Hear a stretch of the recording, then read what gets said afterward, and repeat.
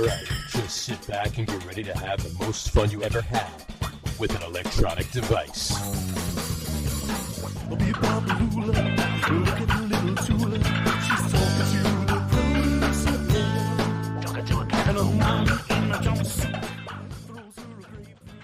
All right, everybody, welcome out to the Get On With It Sports Show. It is Wednesday, January the 4th, 2023. Jersey Johnny coming at you. And with me, as always, is none other than Mr. RadioPete and Mr. Harry Lug Nutz. Happy New Year, gentlemen. Happy New Year. How are you? You know what? I thought about having a noisemaker, but I had a noisemaker here, I think, till yesterday. You're sitting on your noisemaker. I was going to say, I figured that the three of us make enough noise. We didn't need any more. I had an oral noisemaker. There you go. Go ahead, make a joke out of that. It's the only way to shut up an oral noisemaker. Exactly. So how are you fine gentlemen today? How was your New Year's? Uneventful. Quiet. Football. I mean, craziness. I played football, yes, in the You street. played football, did you? Yeah. By yourself. Yeah. You threw a ball high, ran, Absolutely. caught it. There you go. It's the only way to do it is by yourself. In protest of the college football national playoff games being played on the first round, being played on New Year's Eve, I played Madden NFL on Nintendo 64. Until 11:58, and then I went to sleep. Before midnight. Fuck Just that. shut it off. Go. Pete's own 2-minute warning. There you go. Yeah. Which is, That's whatever. always fun. Well, mine was. No, honestly, in all seriousness, I'm just not. It's not a big deal anymore. No, I go. I mean, the kids are older now. They're both seniors. They're not little anymore. It's not a thrill for them to stay up, and it's not a thrill for me to stay up. They're and I'm a night owl anyway. They're both 65. Yeah, they're both in their 60s. Yeah. So You look great, Pete. thank you. Well, he had them really young. So. It's the Long Island air. Exactly. Yeah, I had them 16 and 17 years before I was born, respectively. Right. So that we would be, all around the same age. Same They're age. older than I am, actually. Right. There you go. Yeah, it's just not a big. I mean, whatever. It's a new year, yay! No, I know. Well, I mean, it was fun. We, hung out a little bit. Watched it. Of course, I had to sit up for a few hours after midnight and watch some Honeymooners, but that's me. Yeah. Wow. That's the only time. It's the only time of year I watch it. Talk about being 80 years old. It's the only time of year I watch it. It's the only time of year I watch it. Why do you watch the Honeymooners on New Year's? Because they have a marathon. Oh, okay. There's a marathon. Channel 11. Remember Channel 11? Sure. Is it right after the Jerry Lewis telethon? Right, pretty much. Right. They have a marathon, so they play all of the classic 39. Right. So I sit up and I watch a few. But anyway, Sunday was just football. Monday was back to work. Yeah. There you go. Anyway, so we got a few things to talk about tonight. This being the fun show, the first show of 2023. We're gonna do a fun show for the first show of 2023. Perhaps the first fun show. The first fun show. Perhaps the first fun show. Fun show. Exactly. So let's kick it off with just a quickie. What do you think? Just a quickie. Just a quickie. And we're done. Next. Oh, all right. There you go. That's pretty quick. All right. Here we go. We'll start with Harry this time. Harry, true or false? The Giants will win a playoff game. False. All right. Pete, same question. False. Okay. Harry, back to you. The Jets will win a playoff game. I'm not Nostradamus, so this question might be trying not to blow our cover. This question might be irrelevant. No, I'm going to say no. How could they? I'm going with false regardless. So Yeah. I mean, Well, you know what? The question was a little less specific than maybe it should have been. Mm-hmm. So I'm going to change my answers to yes on both. I think at some point, Yes. the Giants and the Jets will both win a playoff game. I'm tempted to say no for the Jets. Might not be this year. In our lifetime. But I think, yes. This in our year. lifetime. This year. This year. Yeah. Then no and no. No and no. All right. Fair enough. All right. Yeah, it's a false for me on both as well. So, Nice try, guys. We'll see you in September. We'll see. All right. And there you go. That's our first, just a quickie. All right. See So- you next week, folks. As John Hey, would that's say. the show. In. Watch a Hope lot you of had football, do a lot of this, do a lot of that, and check us out on Facebook and MySpace. Don't put tomatoes in your guacamole, folks. It's filler and it's bullshit. Yeah. No tomatoes in the guacamole. John is nope. No, just the two. John needs a clarity. Just What too the, much. the hell are you Just the two. drinking there? I got a little Holland water. little seltzer.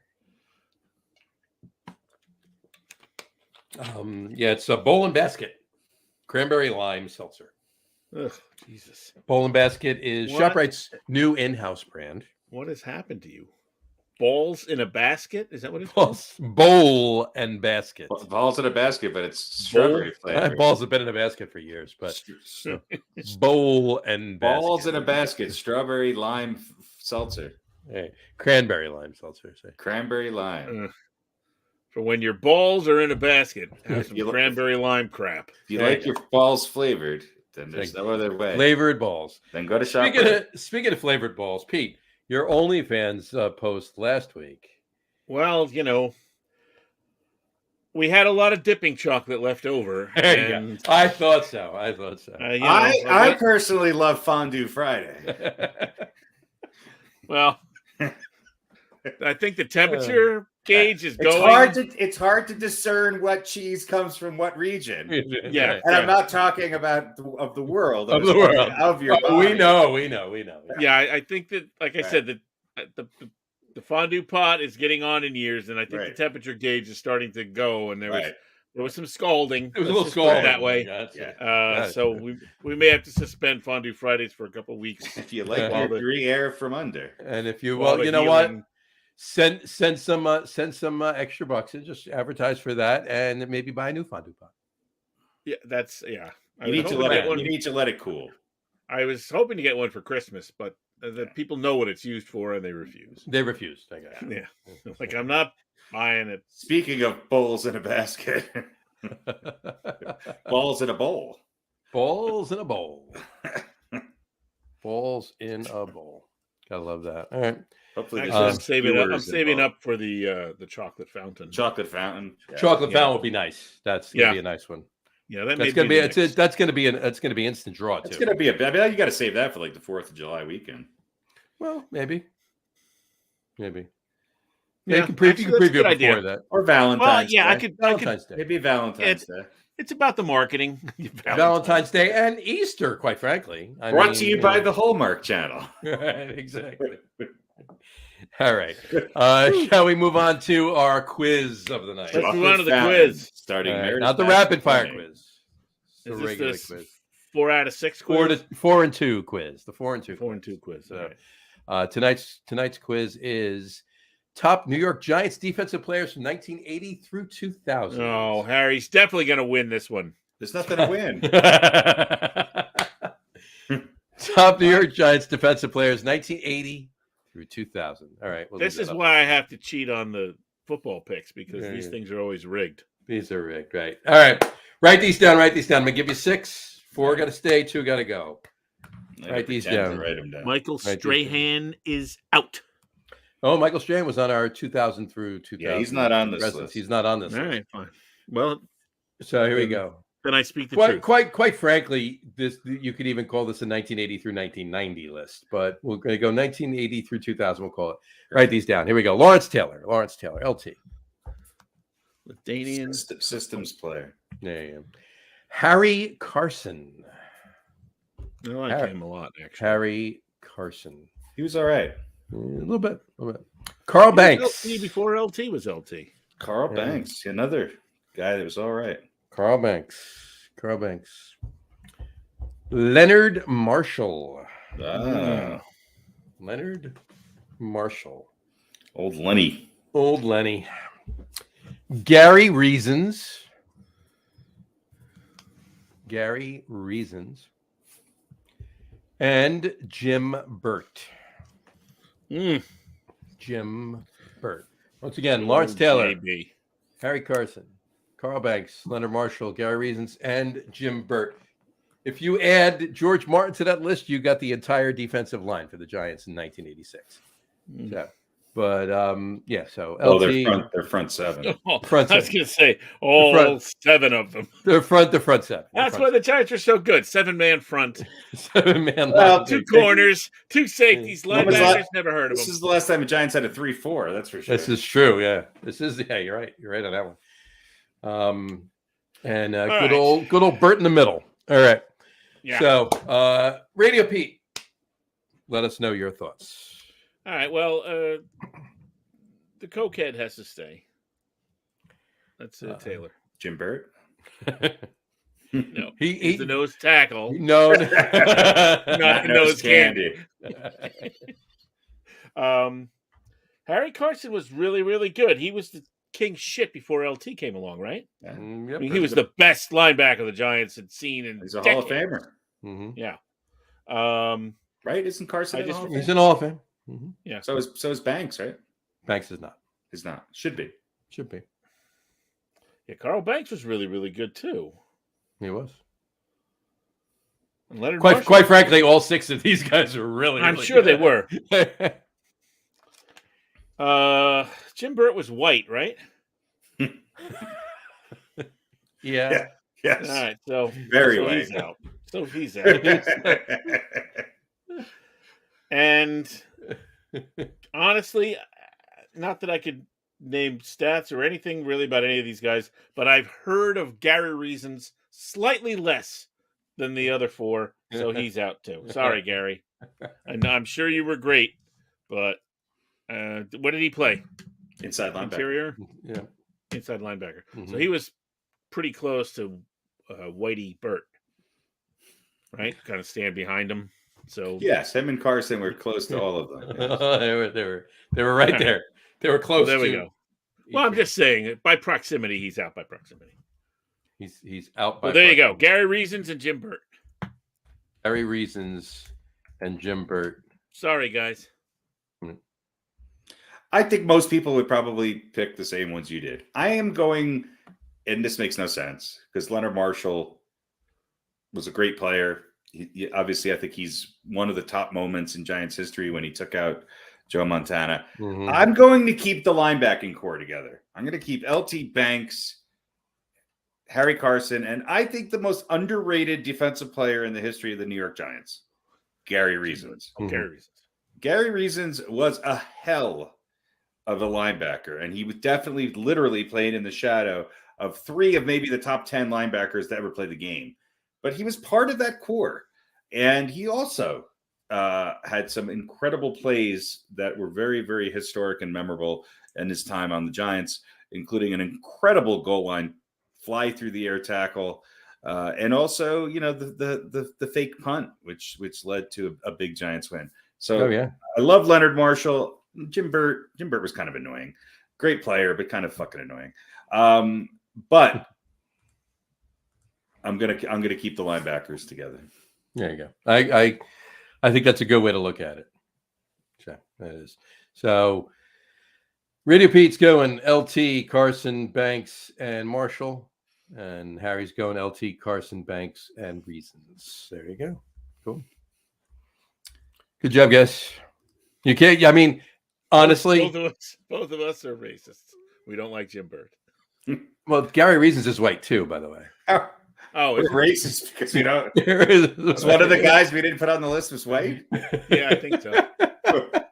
I'm pretty How does sure that that's the explain definition that to of me? racism. I'm not sure. It's reverse. Well, I don't have a dictionary right here, but if I could look it up, then we'll I'm see. sure Gary Reasons was part Asian, and that's why I picked him. There you go. Jim Burt's name is mentioned in the definition of racism. If you don't pick him or if you do pick him. Either way. Either. So you're damned if you do. I don't think you're damned any if of you this don't. had anything to do with race. There you go. But Probably not. yeah, definitely not. But There you go. yeah, Well, yeah. honestly, quite frankly, with this list, other than LT, and well, probably Harry Carson too, but there was no right. Like you're going to pick LT, you're going to pick Carson, you're going to pick Banks. Any of the other three guys would have been. It's not like they're right. These two guys are bad choices. No, Right. they're all great players. Where'd Jim Burt go? Jim Burt won another Super Bowl with somebody else. San Francisco. But he wasn't on the 90 team. He was in San Francisco. The Giants beat Jim Burt to go to the Super Bowl. Yeah, so fuck Jim Burt. There you go. Yeah, fuck that white asshole. Oh, yeah. All right. Well, on that, I mean, if I had to guess a racist off this list, I'd go with Jim Burt. Now I'm not saying he was, and it's unfair, but based on looks alone, if I had to choose the most likely, I'm going Burt. Oh God. No, that's completely wrong. And These are the jokes. for those of you out there, that is called a joke. Jokes. J-O-K-E. Jokes. I think Jim Burt would choose himself off that list. Anyway. I mean, there's no Joe Flacco, so. That's true. That's true. Anyway. All right. On that note, I think we should do our rapid fire quiz. What do you think? All right, let's go.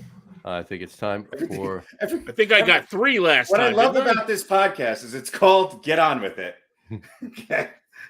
Everything's quickie, rapid fire. We can't get a podcast in under an hour and a half. The most ironic fucking name of everything on this. Top 10 list. Never 10. Okay.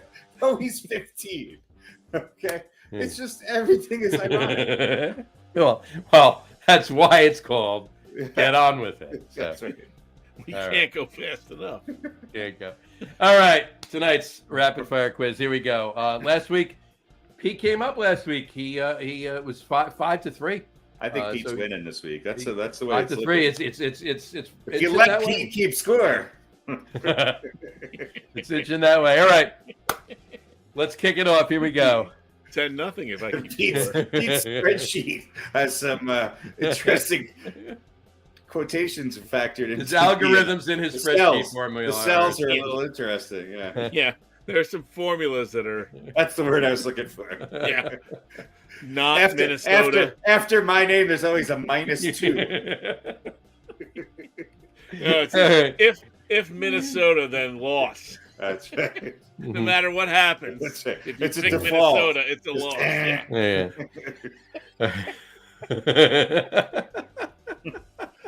It's funny how I start every week 0-2 before the game. Hey, but it didn't even start yet. Thank you.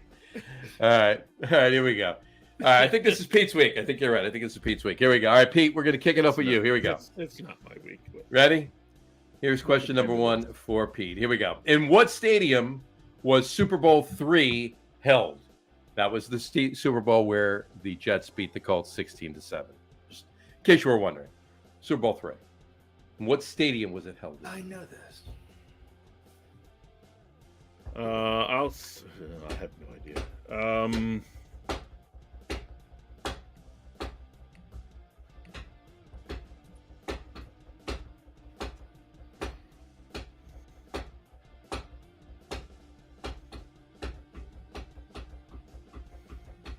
Do I need to name the city or the name of the stadium? Honestly, if you name either, you got it right because there was. Yeah, that's what I'm struggling with. I think I know the city, but I can't remember what it was called back then. I think I know.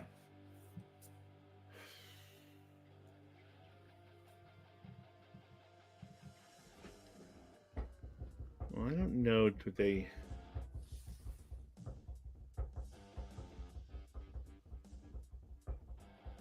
All right, I'm just gonna. Rapid fire. I'm going to assume. Look, this is the first championship, right, between the NFL and the AFL, right? Yeah, Yeah. No, the third one. Yeah. Well, Super Bowl 3. It's the first one the AFL won. AFL won, yeah. Right. But the AFL was still the upstart league. Mm-hmm. But after this, they merged, right? A year later, yeah. A year later, all right. So I'll just say Baltimore. I'll assume the NFL gets the home field advantage. I have no idea. Well, we're talking about the Super Bowl here. The Super All right, Bowl. he answered. All right. Okay. Harry? No. That's incorrect. That's incorrect. No. I think. I'm pretty sure it was in Miami. It was in Miami. It was the Orange Bowl. It was the Orange Bowl. Okay, the Orange Bowl. All right. Mm-hmm. That was my second answer. Was it really? Yeah. And You I still think should always go with your second answer. I know. I should never. I still think Joe Namath wore a fur coat. You did. All right, Harry, your question number 1. Here we go. All right. The Giants only lost 2 games in 1986. Dallas beat them once. Who was the other team that beat them in 1986? 86. Mm-hmm. This is the year they went to the Super Bowl and won, beat the Broncos, right? That's correct.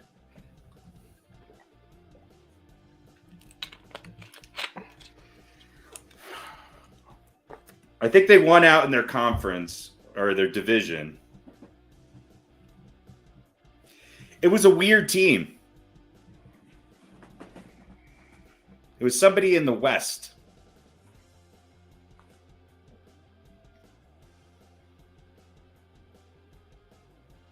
I want to say the Rams or the Seahawks.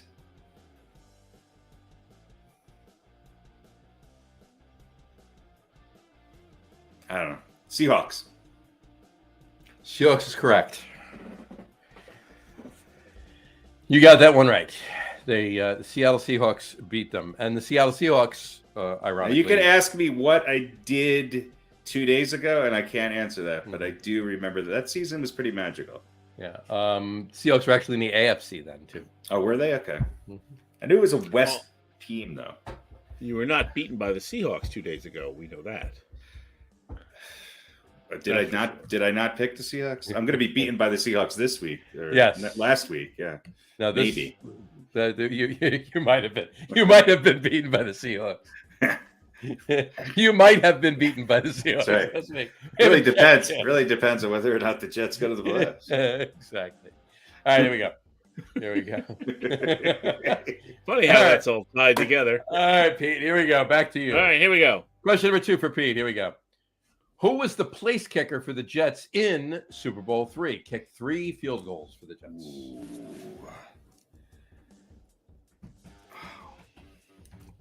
I'll say Jim Turner. Jim Turner's correct. You got it. All right. Good job, Pete. All right.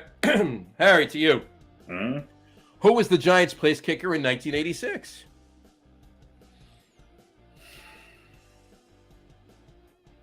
Oh, God, I should know this.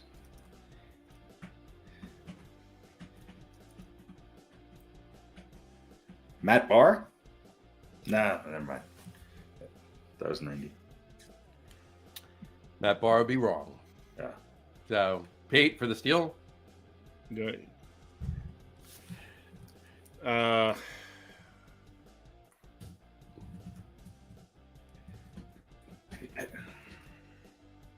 I'll say Garo Yepremian. It was not Gary Premium. Harry, doesn't count, but you want to... Yeah, don't tell me. I God damn it, I could picture the motherfucker. Jim Fielding. No. Fred Kazmarek. Anthony De La Rosa. Raul Allegre. Raul Allegre. There you go. And who did he replace as the place kicker? Who was the place kicker before Raul Allegre? Got to remember Garo that Yepremian. It was not. He replaced.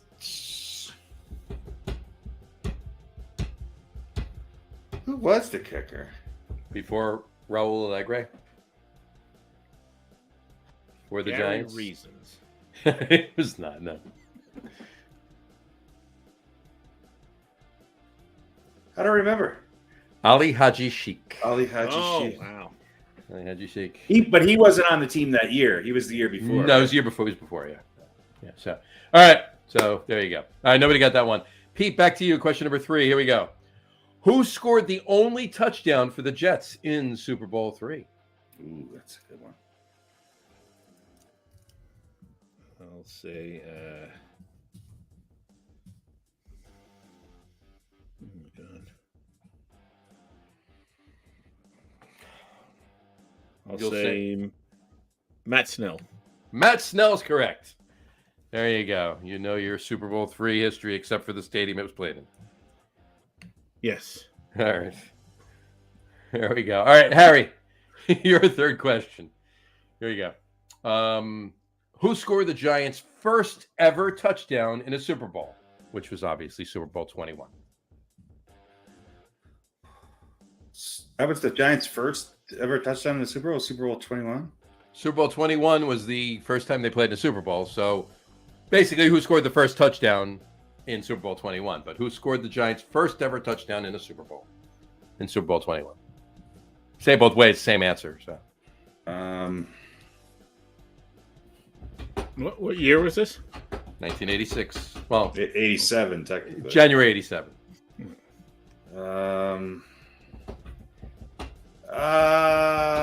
What? I can't remember who was the first.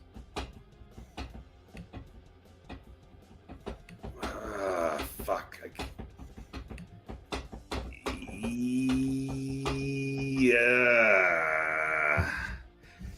Was it Bavaro?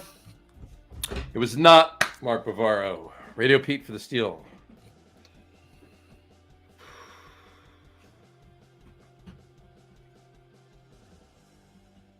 I'll say. Garo Yepremian. That's who I want to say, but I have a feeling it's not him. I'll say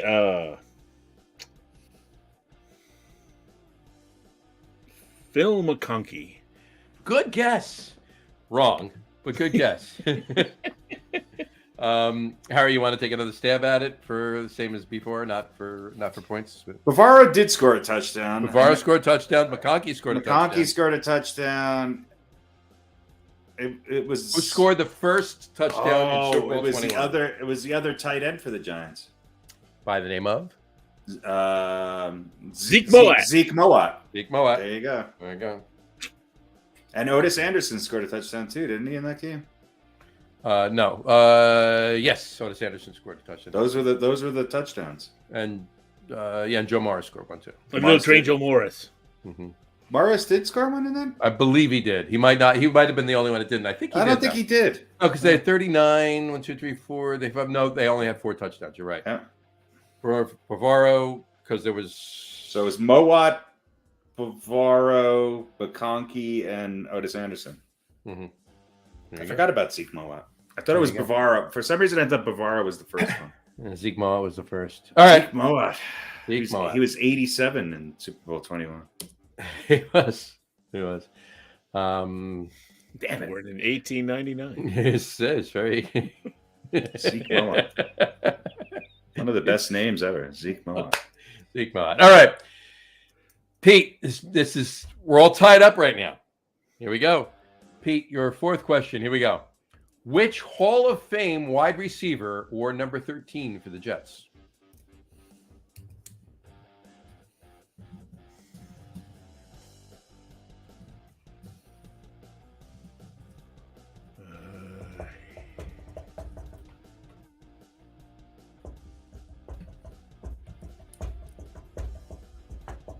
Can I ask a stupid question? Do the Jets have more than one Hall of Fame wide receiver? Okay. Maybe. Question.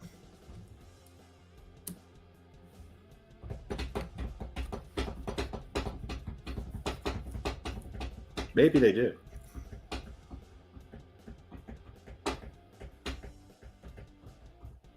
Either way, it was only one of them that wore number 13. True. I don't know. I only know one. I don't know his number. I know his number, but I don't know his name. Hence the conundrum. Well, you two can confer.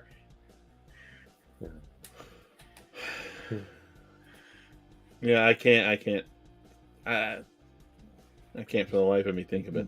Right on the Which tip is of your not surprising. tongue.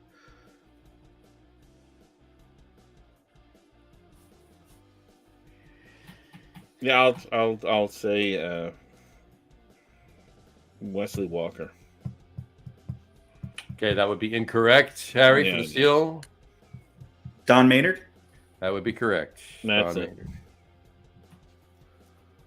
So Did he play? He was on that team, right? Yeah. he was on he won the Super Bowl with them, yeah. Yeah, I know. That's why I knew that was the case, but I couldn't remember his name.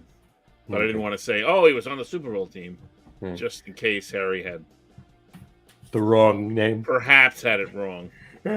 He doesn't need any. I'm guessing clues from me. I'm guessing he's the only Jets wide receiver in the Hall of Fame. I don't think the Giants have one in the Hall of Fame. I actually have it right here. The Jets Hall of Fame.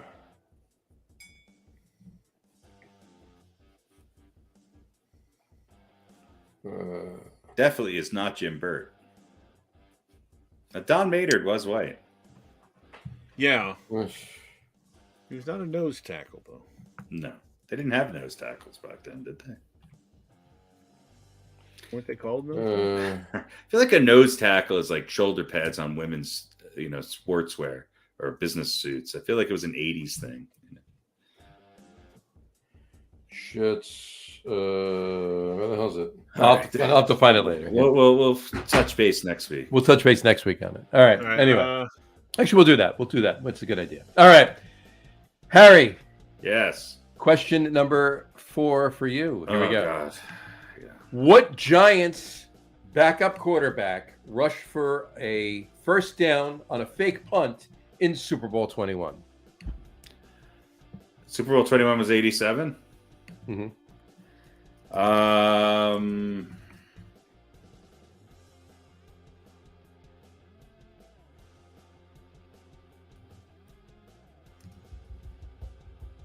Well, what's it? I don't think Hostetler wasn't on the team then, was he?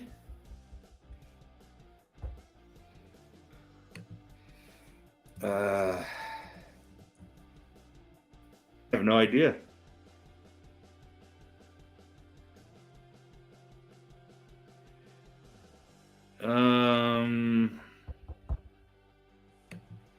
I can't think of anybody else backup quarterback. I'll say Jeff Hostetler. Jeff Hostetler. Jeff Hostetler was drafted in 1984. So he was on the team, but that would be incorrect. RadioPete for the steal. Before we do that, Jets have one other receiver in the Hall of Fame, but it's bogus. It's Art Monk. So he was there in 1994. But he's a Redskin. Yeah, he's not a Jet. They got a bunch of players that are in the Hall of Fame that were there briefly. Right. Who was the Giants' other backup? Jesus. All right, so what was the question? So, RadioPete, which Giants backup quarterback rushed for a first down on a fake punt in Super Bowl 21? What year was that? 1987. Giants backup quarterback that rushed for a touchdown on a fake punt in the Super Bowl. Harry guessed Jeff Hostetler, and that is wrong. So who was the Giants' third string quarterback? Or second string?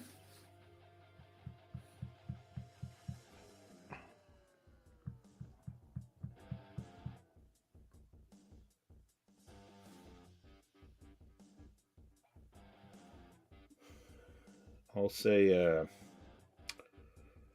Dave Brown. Dave Brown.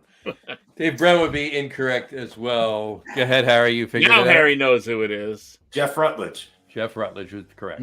Fuck. Rutledge. Yeah. All right. Got half the name right. You got half the name right, exactly.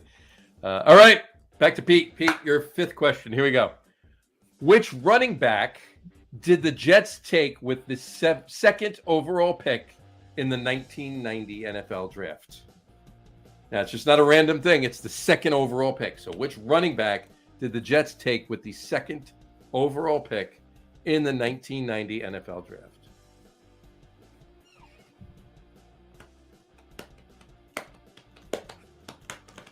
I'll say 1990. Yep. I'll say 1990. That's like 40 years ago. Doesn't it seem No, like 30 years ago. Shouldn't be? 32 years ago, and it shouldn't be. No, it shouldn't. But you should know this. I should? Mhm. Well, I should know a lot of these, but that doesn't.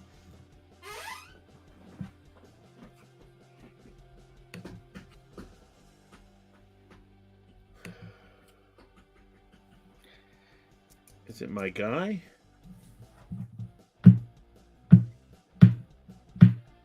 Which running back did the Jets take with the second overall pick in the 1990 NFL draft? I'll take Blair Thomas for the There you go. tie. Blair Thomas is correct, sir.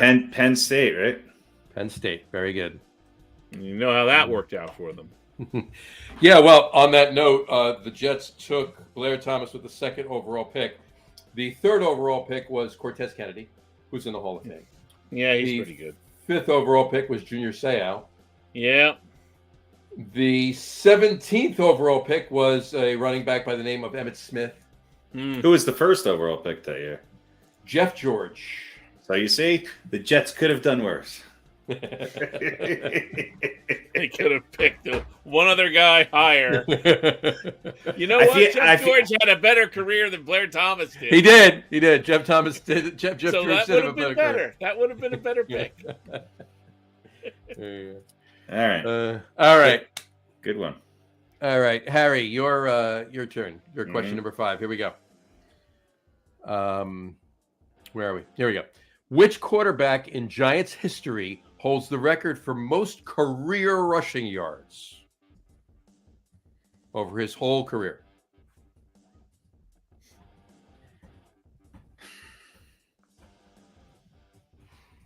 Is it kind of a trick question?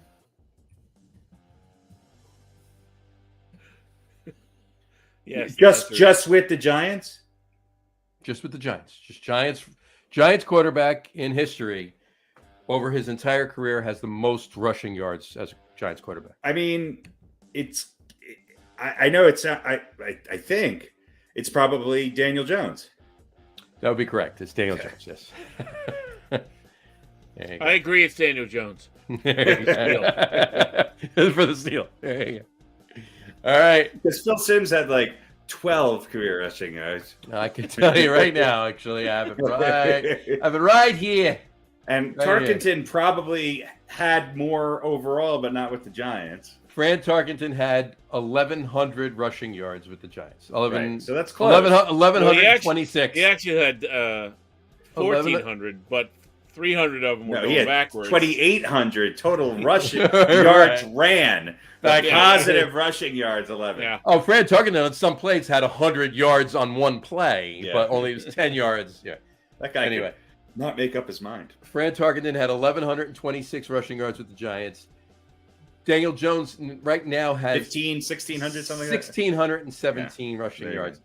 Phil Simms actually has more than Fran Tarkenton. Phil Simms has 1,252 rushing yards. Yeah, and he played for 12 years, so 100 yards a year. Well, yeah. Well, get this. Fran Tarkenton, 69 games as a Giants quarterback, 1,126. Daniel Jones, 53 games, 1,617. So better scrambler, better rusher than even Fran Tarkenton. And Phil Simms had those 1,252 over 164 games. Mm-hmm. And just so you know, Eli Manning had 236 games played, and he only had 567 rushing yards. There you go. All right. A lot of that was just falling forward for 2 Pretty yards, much, yeah. because he's 6 feet tall. So, all right, here we go. Pete, your sixth and final question. Here we go.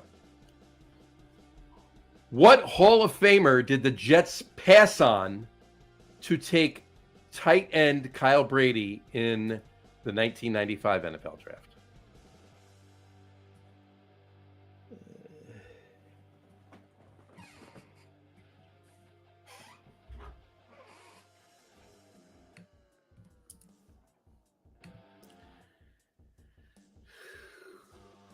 '95. 95 or 85? 1995 NFL Draft. 95. What Hall of Famer did the Jets pass on to take tight end Kyle Brady in the 1995 NFL Draft?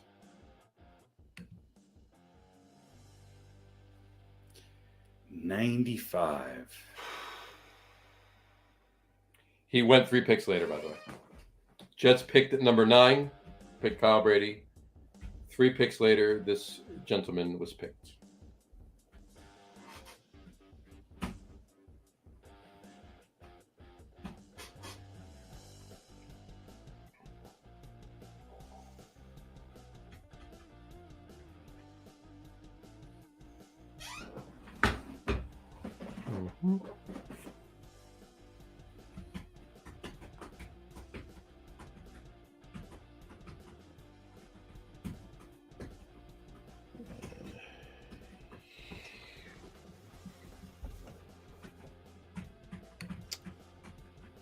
What Hall of Famer did they pass on to take Kyle Brady? What? Okay. 95. See, this is just too difficult because There's too many. I'm trying to think of guys. Well, it's question 6, so yeah. like this assumes that I know A, something about the Jets draft. B, who Something was about the drafted Hall of in Fame. something about the Hall of Fame, and C, who was drafted in 1995.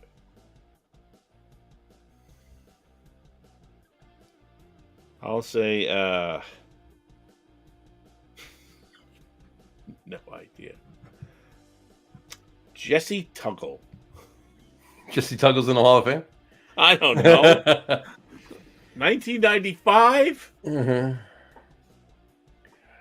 Well, that would be incorrect. Harry for the steal. Hall of Fame. Okay. So I have my first thought. I don't think he's in the Hall of Fame. And it's not Reggie White. He was definitely earlier than that, right? Yeah. It's not Jesse Well, Tuggle. It's not Jesse Tuggle. It's not Ty Law, I don't think. He's not in the Hall of Fame, is he, Ty Law?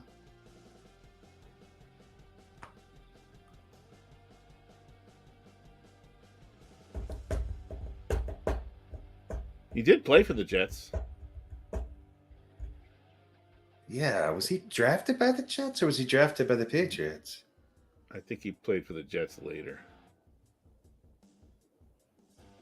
But he might have been drafted by the Patriots because the Jets did not. I want to say it's a defensive player. So I don't think it was Reggie White. So I want to say Ty Law, but I don't think that's right. And I couldn't. Who was the defensive end for the Bucks? I'm going to say Warren Sapp, but I think he was drafted earlier. I don't know. Warren Sapp. I think he was drafted in like 92, but maybe he was later. So what are you picking? Ty Law or Warren Sapp?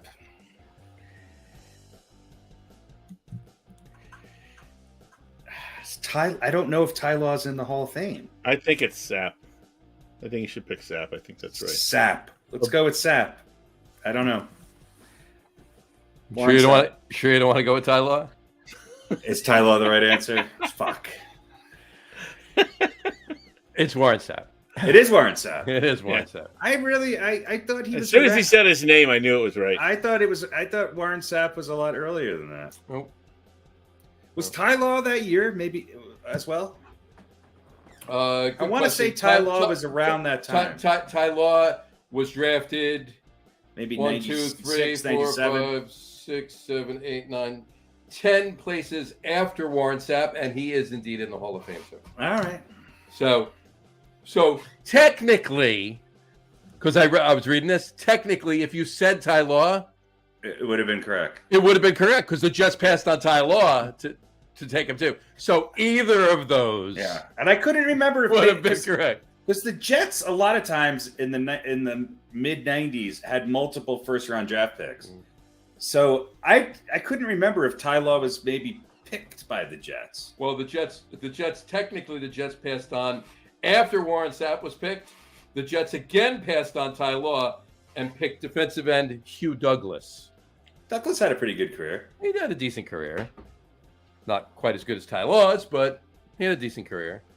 Yeah, but look at it this way. Either way, the Jets did better with the Giants pick in the first round that year. Who did the Giants pick in '95? Tyrone Wheatley. Kerry Collins went that year too, didn't he? Kerry Collins went that year to the Panthers. Panthers. Who did the Giants pick? Tyrone Wheatley. Wasn't he part of CNC Music Club? yeah, probably. No.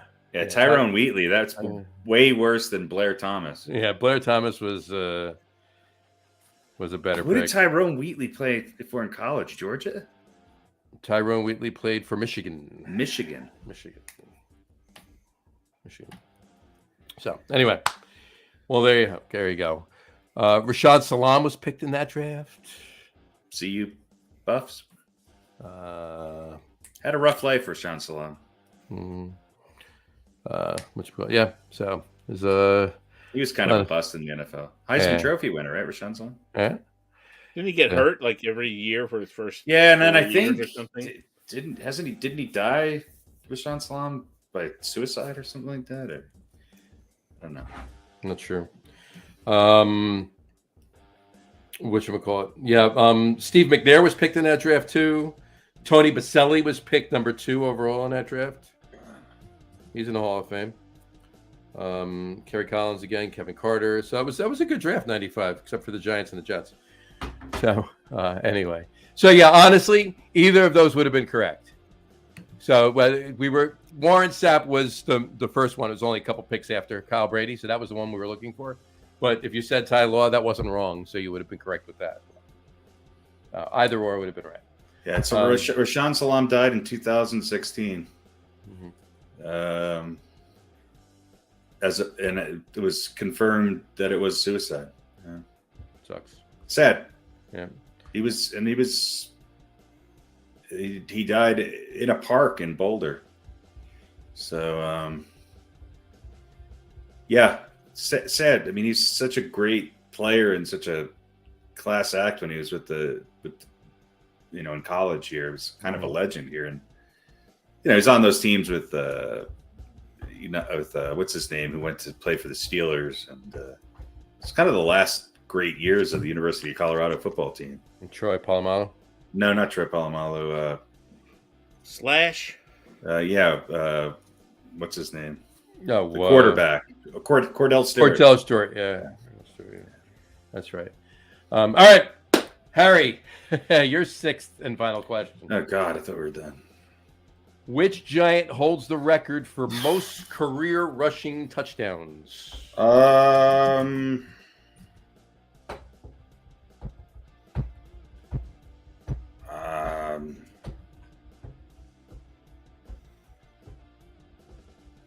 Tiki Barber? Tiki Barber, wrong. Pete for the steal.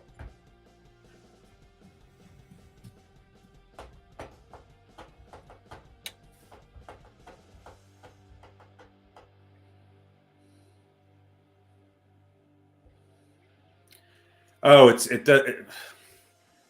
yeah, I don't want to give Pete. It might not be a running back.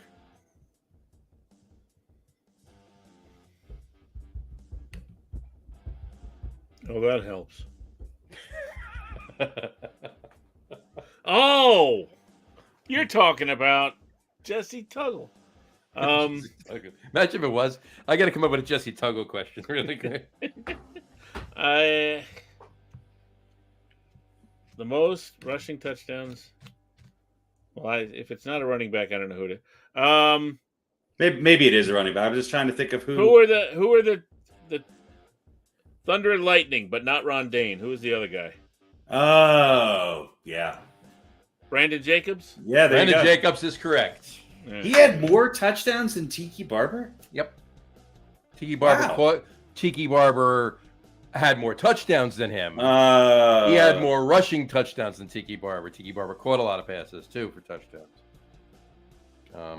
There you go. Brandon Jacobs. That's Brandon right. Jacobs. Yeah, 1 yard in a cloud of dust. that's it. It's just Tommy Vardell. hammered him in 1 yard.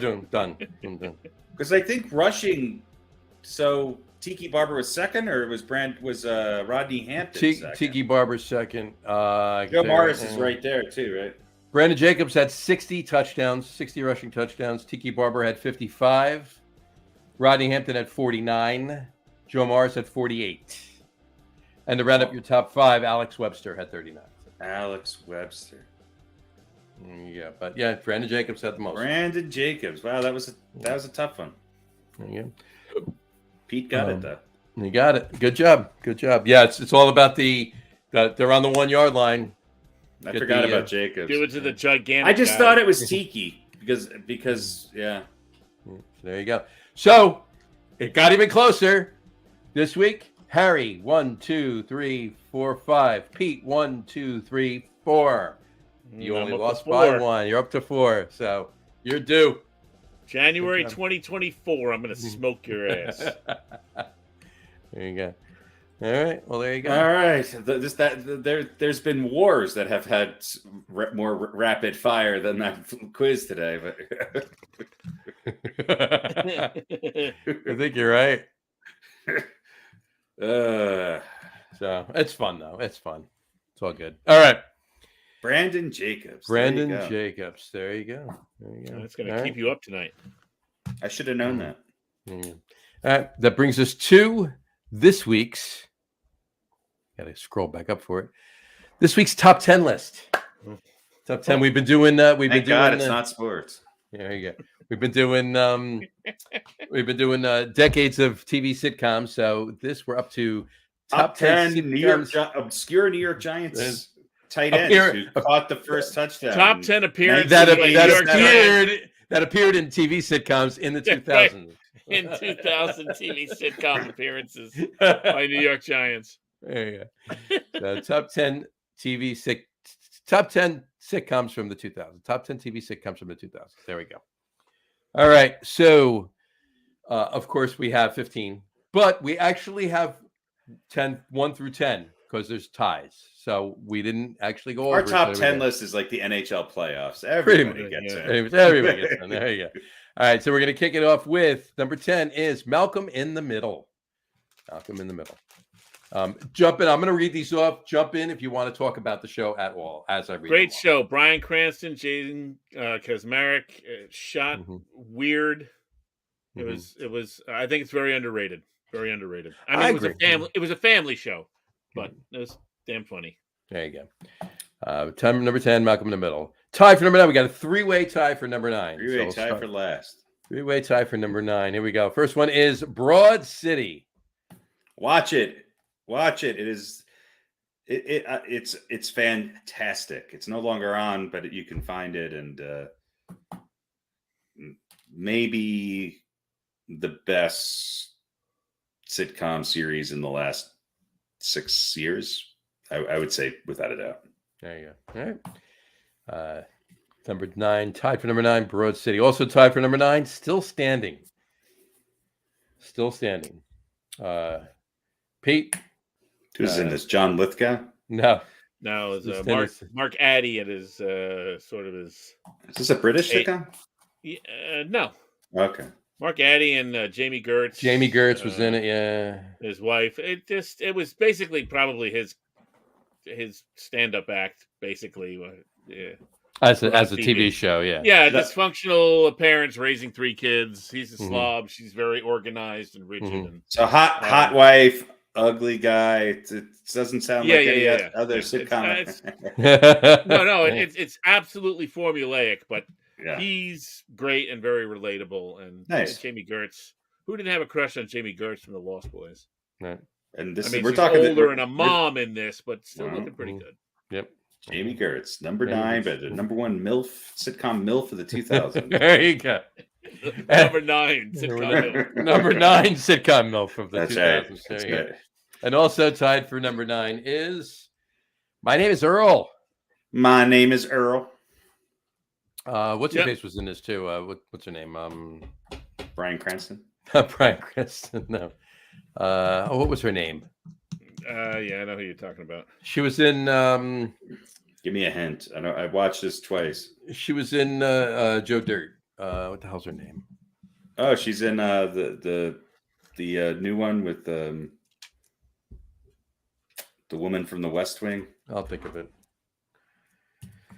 Yeah, you say it before I find it. Jamie Presley. Yeah, she's in there's another sitcom she's in now with God, what's her name from the West Wing? Real tall Allison Janney. Oh yeah. Moms, or I don't know what it's called. With Anna Faris. With Anna Faris. That's Anna Faris. I'm sorry. No, Jamie Presley's in it too. Okay, that's I thought so. He's right. Yeah, Jamie Presley's in it. Anna Faris and Allison Janney. All right. So those are tied for 9. Broad City still standing. I do remember Jamie Presley kind of stealing the show, and My Name is Earl. My Name is Earl. Yeah. Yeah, she was a reason to watch, even if you didn't think the show was funny. Yeah, Jason Lee. Something happened to him. So, well, he did a few movies and still around, but it was hot. It was hot for the time. For the time. Yeah. All right. We got a tie at number 8. First one is Archer. Oh God. Harry. Look, if you haven't seen it, watch it. It's a little up and down, but from season to season, it's animated, but it's H. John Benjamin, and it's a good the show. writer, and it's fantastic. It's fantastic.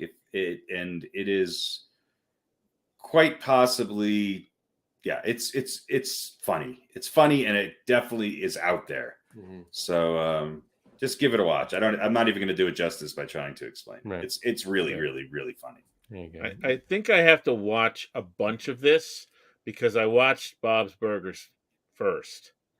This to me, this is way better. But I can't. I know, but I can't get Bob out of my head. I hear you. And it's also animated, so I need to binge watch a bunch of Archer and kind of, I think, to get into the character. Yeah. But everyone that I know whose opinion I respect has said this is a great show. It's just, and I think it might be. It's on my list. I haven't gotten to it yet. I think it might be the only one on the list that has an actress who's in probably 2 that's on this list. So, who just passed away. Her name is Walters. Jessica Walters. Jessica Walters. Yeah, she plays the mom on Archer. Yeah. Oh, okay. Yeah, she's the voice, and it's fantastic. Yeah. Also tied for 8 is Big Bang Theory. Yeah, what an institution, right? Mm-hmm. Yeah, listen, it got all shitty at the end, of course, as so many sitcoms do that run too long. Is it over now? I think so, yeah. It's over. No, it's over. Yeah, a couple years ago. Yeah, they all got married, and it got sentimental. And Penny.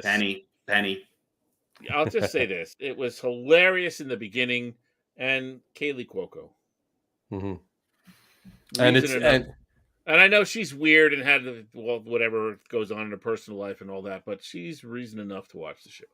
And it continues now with the prequel, Young Leonard of young Sheldon.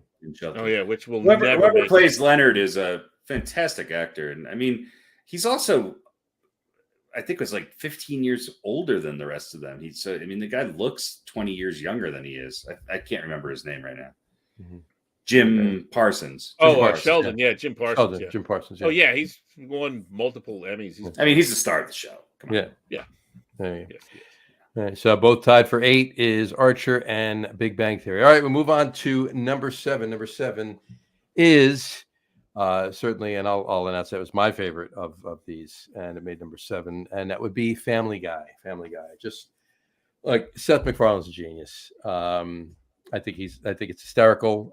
Almost everything that I don't think I've ever watched one Family Guy where I wasn't laughing my ass off.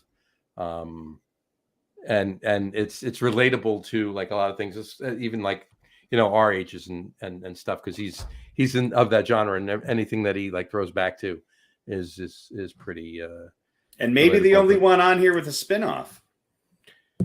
Yeah. Well, Big Bang Theory had a spinoff too, obviously. Young Sheldon. Well, that's true. Is that really a spinoff? Yeah, not really a spinoff. It's not really. I guess it's not really a spinoff. I mean, It's a character, but it's a character. Yeah.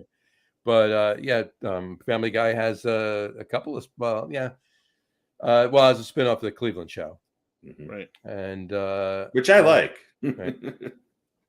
He's done a bunch of stuff too, like American Dad. Not that's a spinoff of this, but it's his what you call it? I mean, it's some voices that he's done on right. You know. Yeah, I think for me and Family Guy, I don't really think it made my list just because it wasn't. I don't know. I had a little Simpsons versus Family Guy thing going, and me being a Simpsons guy, but I certainly have watched a ton of it on YouTube and in reruns. The thing I really love about Family Guy is they were never afraid to take as much time as was needed to make something ridiculous and farcical. Whether it was Peter barking his shin and sitting on the curb going like 7 or 8 or 9 times, or showing the whole Conway Twitty video singing whatever song, or showing the David Lee Roth or Mick Jagger and Bowie dancing in this, showing the whole damn thing, and then that really happened, and that was it, like taking to me that is very funny stuff when someone's just like, fuck it, I don't care if we have 24 minutes, we're spending 5 of it on this, and that was that to have the power to do that, and the stones to do it, and the sense of humor to do it is really cool about Family Guy. Nobody introduces more obscure Gen X references into their humor than Seth MacFarlane. It's just so good. The first of I'll say a couple things about it. The very first Family Guy, it aired one episode, and it didn't come back on for a year and a half. And I was like looking all over for it because it was hysterical. I watched it. It was after the Broncos beat the Falcons in the Super Bowl in '99. Nobody wanted to follow with that. And once the Super Bowl was over, they followed it with the first episode of Family Guy. And the first episode was where Peter actually lost his job and went on welfare, and the welfare department was writing him checks for like $100,000 a week. They made a mistake, so he put a moat around the house, and he did this and he did that, and then Lois found out, and she made him.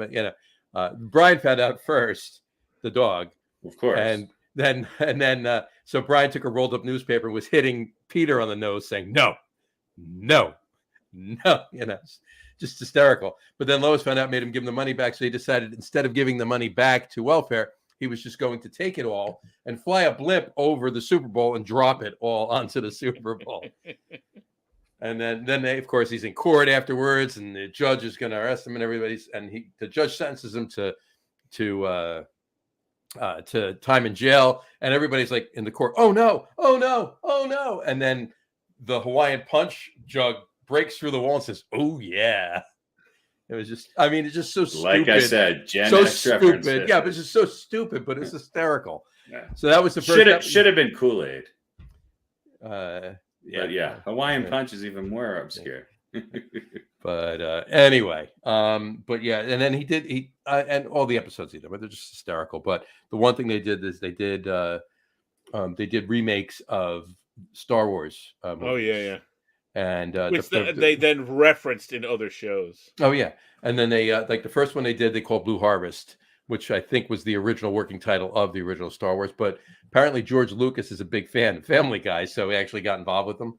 But and Stewie was Darth Vader, and Lois was Princess Leia. So it's hysterical. If you haven't watched it, watch it. I'll say more. But so number 7, Family Guy. All right, that brings us to number 6, 30 Rock. I think this is on all 3 of our lists, 30 Rock. Yeah, this show is chaos. First one so far that's on all 3 of our lists. Amy Poehler's just magnificent. Mm-hmm. I mean, not Amy Poehler, Tina Fey. Tina Fey. Is magnificent. Yeah. She is. And Alec Baldwin. Alec Baldwin. I mean, they were all great on this, but Yeah. It's kind of a comeback for Alec Baldwin in some degree. Yep. And Tracy Morgan and what's her name? The Jane blonde. Gene Kazmarek. Jane Kazmarek. No, Jane. No. Kaczynski. Krasinski. Kazmarek. Krasinski. Yeah. And it was a K. Great cast, and everything was. One of my favorite lines, and I use it all the time, is the great cameo by Will Arnett. Yes. Another show that's on this list. Well, then I guess played Jack's brother. Mm-hmm. Right. So Jack is Alec Baldwin's character is freaking out because his brother is coming, and they both have those voices. Mm-hmm. So and Tina Fey is there, and Baldwin's like, "Oh, Jack's coming," and blah blah blah blah, and she goes, "You can have a talking like this contest." And I've used that all the time. Whenever there's some sort of a family dispute, or they go, "How do we decide how to?" I always chime in with, "You can have a talking like this contest." And no one gets it because no one saw it but me. But I think it's hilarious. It's hysterical. Or the one that I always think of is when they're filming, they have the HD camera, the high def camera, and anybody that stepped in front of it is like 90 years older. you see every wrinkle. That's a great show. What you call, and then what's his face? The one kid, the intern, whatever. Page? Jack McBray or the Page. Yeah. The Page. Yeah. Kenneth. He walked in front of the camera and he's a Muppet. Yeah, they dipped occasionally into some very surreal type moments. Anyway, all right. So there you go. Number 6, 30 Rock. All right, we got a 2-way tie for 5th, and that is number 5. First one is South Park. I mean, come on. Yeah, it still continues to excel in ways that it's just fantastic. It's just fantastic that they take the piss out of every damn thing in society like no one else has ever done. It's fantastic. Mm-hmm. These were no, it wasn't on all 3 of ours. No, I don't think I had this either. Right? You didn't have it, no. Yeah, you shied away from the animated ones. Some of the animated, Many years ago, I used to work at Sports Phone back in the day, and they used to watch South Park on the overnights. They bring in videotapes, folks, and they would watch South Park and stuff like that. And that was kind of my exposure to it. It just wasn't. I think for some of these, I didn't have television for a long time. Right. It got really expensive, and we just didn't have television. So there was some stuff that I wasn't, watching on a regular basis, like you would watch it, every week or whatever. Sure. And so there's some stuff I kind of went back and binged later on when, we started streaming, or maybe, I got some, there's another show on this list. I got the DVD collection. Sure. DVDs, folks. Yeah, really. Even so that. I've seen them, but South Park, I've seen some, but again, it wasn't. Give it a shot. Yeah, I know. It's always funny when I watch it. I'll say this. I think that they've got better I think they're at their best now.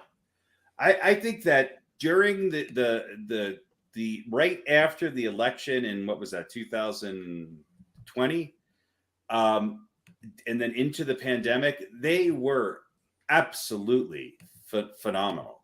I mean, it's really good writing, and it's just and they also are just out there and not afraid to just take on anything, anyone, and anything.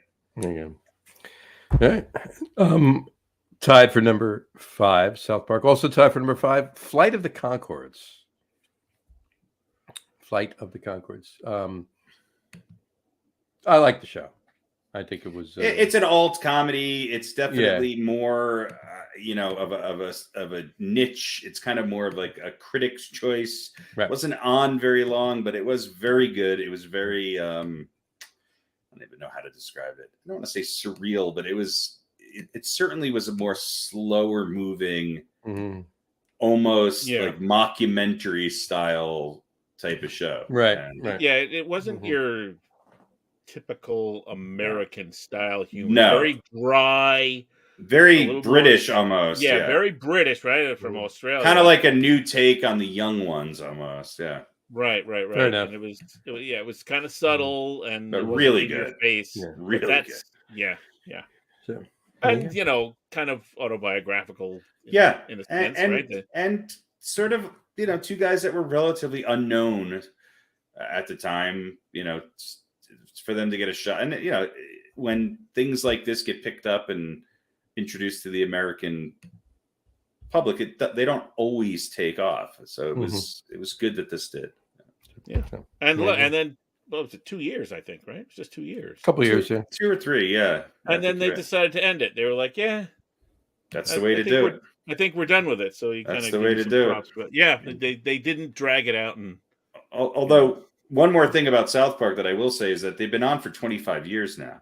And there is something to say for being that good for that long, much like Family Guy or obviously The Simpsons. And there's very few shows that can be that good for that long. Right. Yeah, but I think South Park probably definitely more so than The Simpsons have gone through a couple of periods where even I would go, I don't know, guys. Big changes in writers on The Simpsons. But South Park's been consistently. Those guys have their hands in it a lot. Yeah. There you go. All right. So the tie for 5 is South Park and Flight of the Conchords. Number 4 is Parks and Recreation. One of my favorites to catch clips. Every character is so great. Aubrey Plaza to me was the deciding factor in where I placed this, because she is so good in that role that it's a great ensemble cast. Like a lot of sitcoms didn't start out all that strong. Right. First season or two, I was like, Then I watched it, and when I was able to binge watch it, and I do think that certain shows are better when you get to see them, when you get to sit there and maybe absorb it while doing other things and watching 8 episodes in a row. Right. I think that Parks and Rec, and another one that's probably on this list, to me, I watched them after they were already on and over on network television, so I was able to binge watch them, and that's where I became fans of them, and I equate them to each other very, very strongly. But Parks and Rec, there was often a longer period of time would pass in between episodes, so it could be a little bit disjointed. Right. And much, we'll talk about another sitcom who, as far as guest stars, Rob Lowe's character on Parks and Rec is right in my top 5 of all time of sort of guest stars on sitcoms. It's literally one of my favorite characters. My body is a microchip. Yeah, it's just so over the top. It's so, and he just knocks it out of the park. He does. It's very good. And I saw a clip the other day. It was, Billy Eichner is right. Yes, Billy on the Street. Hilarious. Great, love it. Kind of a one-trick thing. but he's still great. He's great on this. He's great on the show. He's great on Parks and Rec. He's like, I was watching it.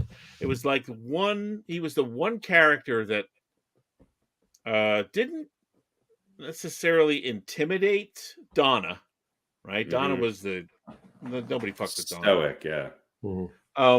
He didn't really intimidate her, but he could stop her in her tracks. He could stop everyone. He could get her to do things that no one else would, Right. Like, give me that, give me the phone. Yep. And she would go, here, and it was just, but yeah, a lot of great guests. And he's gone on to, he has a movie that was just out recently. Oh yeah, he's done a lot of great stuff. Yeah. But I loved his character. Yep. I loved everything about that show. That was a great show. And Billy on the Street is just, it's really good. He's a really talented guy. Yeah, and that character was good. I feel like Parks and Rec, even as much as 30 Rock, kind of brought the ridiculousness back to a lot of, to the sitcom. Right.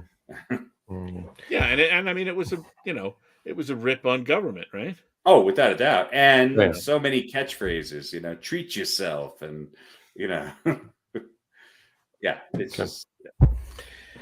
So number 4, Parks and Rec. All right, we got a 2-way tie for third. And the first, number 3, is The Office. Now, this is the U.S. office, not the British office? No, the British U.S. office. The U.S. office, yes. And I was thinking about putting both of them on my list. The Scranton office. The office of Scranton. I was thinking about putting both of them on my list, but I was remembering when I was watching the original with Ricky Gervais, it was painful to watch, which the part of The Office was too, but it was so much. I felt bad for the characters in the British office. Not all the time, but more so than I did in the U.S. version. The U.S. version, it was funny. Their insensitivity and stupidity and stuff was funny. In The Office, it was painful to watch. Yeah, Ricky Gervais is fine with uncomfortable, static sitting in the moment, which I love. But yeah, it's hard. I have never sort of absorbed as much of the British office as I have the American office, just because I feel like it's always on. It's always on. So I feel like it's grown more and more on me. But The Office is the other show I was talking about with Parks and Recs. I sort of watched them more continually around the same time, a number of years after they were done. And I they're very equal as far as how I enjoy them. I think Parks and Rec, there was a little bit more consistency with the characters in there. I'm going to be unpopular in this opinion, but I thought the weakest part of The Office was what's his name is Michael Scott. I just could not. Steve Carell. I like Steve Carell. I do not like him in The Office. When they got to the other bosses, especially James Spader as Robert California, then I was like, okay, we're on to something here. This is way better. Yeah, and it was a little bit. I mean, if Steve Carell could have had his character in Anchorman as Michael Scott, that would have been good. And it wasn't Steve Carell's fault necessarily. It's just the way. And some of the characters were insufferable. Like Pam and Jim were the worst part of the show. But Creed, no. But now, I mean, Creed was fucking. That's some good shit. And let's face it, what's his name as Dwight Schrute? One of the top roles ever in the history. Of yeah. I mean, he did that role really well. Yeah, and then that was, I think, the rest of the cast was allowed to, fortunately, carry a lot more of the show in the American version. Than they were in the British version. There was more of them too. Right. It was more of them too. But I don't know. I could feel sympathy or whatever for Steve Carell's Michael Scott that I just didn't feel. Maybe that's the difference for Ricky Gervais. I wanted him to be punished and fail. He was dick. And maybe I had such revere for Ricky Gervais's role, and I had seen that before. Maybe that's what it was. Maybe it just didn't, because I'm a big Ricky Gervais fan. And yes, that's what I loved about his character in the British Office, was that there was absolutely, he was his genius. Yeah, he was mean, and he wasn't like Michael Scott was. Steve Carell was more bumbling.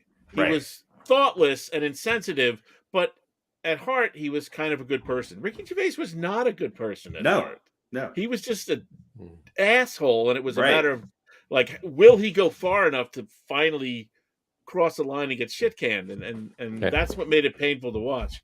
So that's I don't know. That's why I think Michael Scott's character fell short for me. Right. Yeah, because you could always end up rooting for Michael Scott because he always wanted to do the right thing. Ricky Gervais never wanted it, and that's probably why the Robert California character, which not as vicious as Steve Carell's, but that's why I felt that they hit the right note with him. Yeah, because he was going to come out on top no matter what, and he intimidated.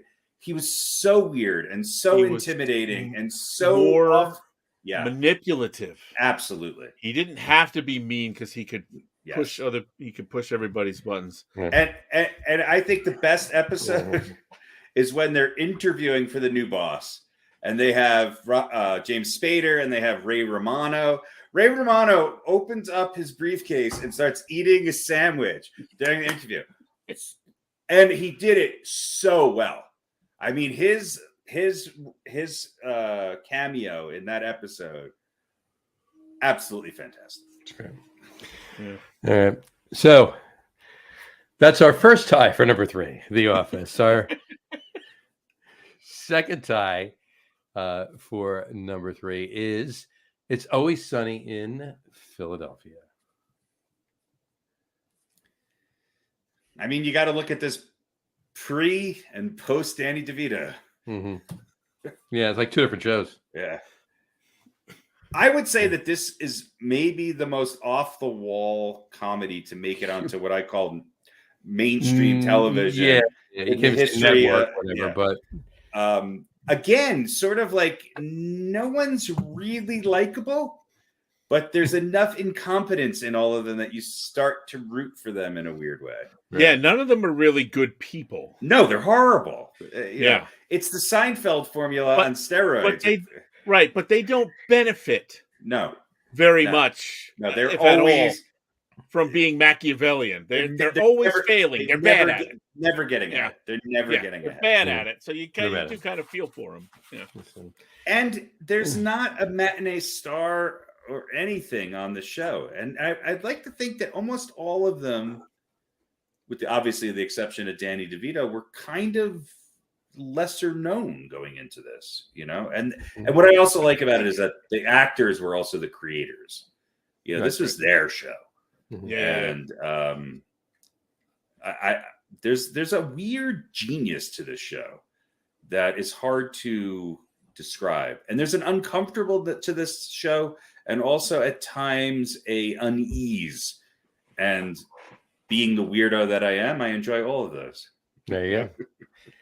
So also tied for 3, It's Always Sunny in Philadelphia. All right.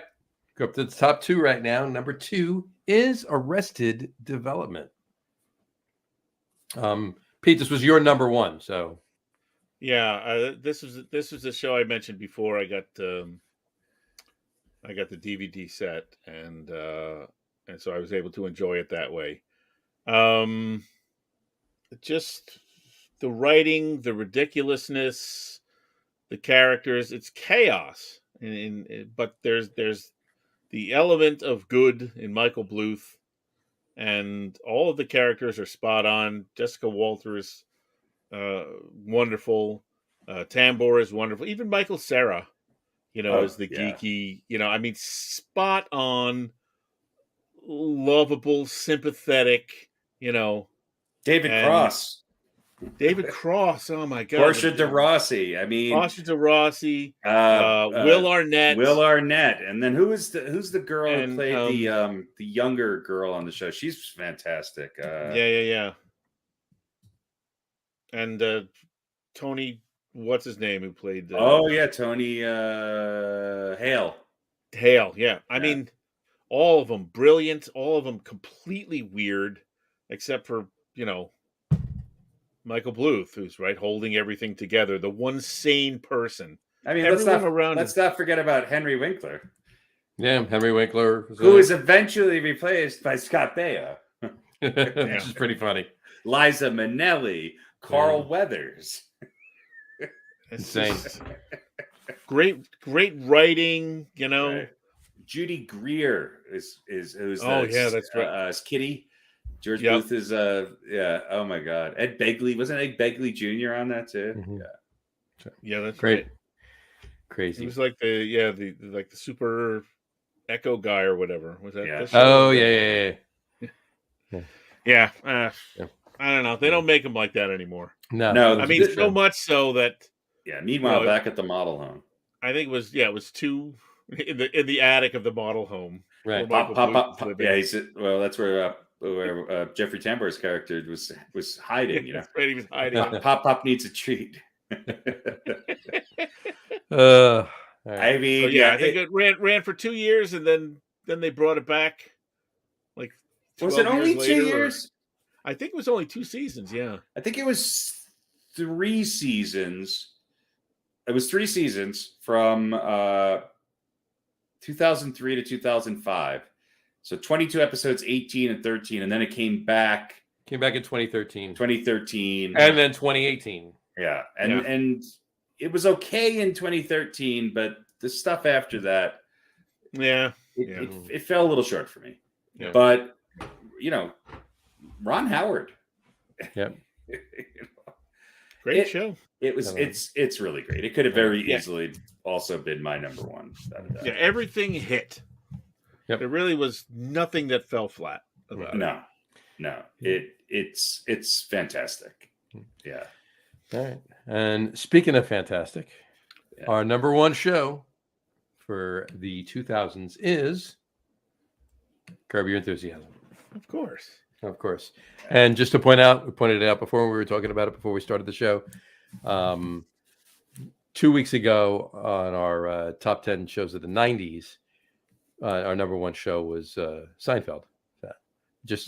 Kind of goes hand in hand that this would be our number one for the 2000s. Yeah. Now, I will say, for me, I think this was number 4. Did I put this number 4? You have this at number 4, yeah. Yeah. And my number 2 is Harry's number 1. Yeah. And the only reason I put it 4 is it is always funny, and Larry David is great. But sometimes I feel like it gets a little one trick, which is kind of the point of the whole show. The whole show is the quirks of Larry David, but they're always well done. But sometimes I'm like, yeah, we kind of did this, right? So that's why it was a little bit higher on my list. But I mean, number 4 is still pretty good. Number 4 is pretty good for me. Yeah. And I feel like part of why I had it as number 1 is that it had a longer lifespan, still going than a lot of these other shows. And I feel like, while I agree with you, maybe there was a couple little lulls. I feel like he comes back and you're like, oh, why?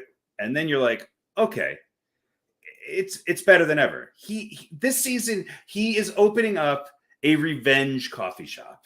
Okay, I mean it's just like, all right, he's coming back because he hasn't lost it. And I honestly think that Larry David would not. In fact, there was I think a documentary or something that he was doing that he at the last minute delayed and said, fuck this, it's not coming out, because he wasn't happy with it. And so what I trust more than anything about Curb Your Enthusiasm is that barometer that Larry David has. I feel like he knows comedy and sitcom comedy, other than maybe Rob Reiner and Rob Reiner's dad. I'm not sure anybody else has a better barometer. In other words, they just don't necessarily put out bad things. And this show has been great. And it's kind of a genre creator in some ways, especially with the fact that it's people playing themselves, but not necessarily themselves. Right, the way they actually And are. you don't know that because they don't hide any of it. So, and the fact that he gets all of these people to play, in some cases, the worst versions of themselves. For him to get John Hamm to come on and play an idiot, or to get, Ted Danson to be on so often as his arch nemesis. I mean, he has the trust of these people. And according to everyone's, right. It's like a sketch. There's the basic idea. And then Larry David's just like, it's just like we're having a conversation, except there's a camera roll. Right. And the people are so good at what they do that the show is just insanely good. Susie Essman is so good on this that it's just fantastic. It's just that fantastic. And I think what you're just talking about is people being a different or the worst version of I think they want to do that. Absolutely. It's one thing actors say all the time.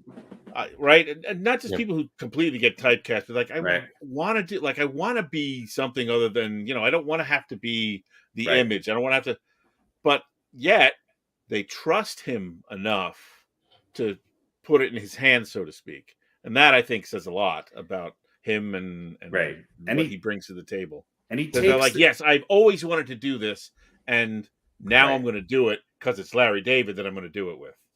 And it's in the context of things that we all experience in everyday life, and we all have thought, but have never had the guts to articulate it. And that's the genius of Larry David. Yeah. And, I don't think it's him and him alone. But, I mean, you gotta, the fact that Larry David has become a star as Larry David, that's genius right there. This is a guy who once doing stand-up walked out onto the stage, took a look at the audience and said, nah, not tonight, and left. That's great. Gotta love it. All right. Our number one show for this week's list, top 10 TV sitcoms from the 2000s, is Curb Your Enthusiasm. All right.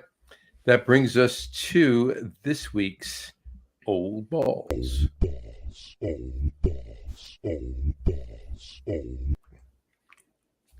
Apparently there's 3 tonight.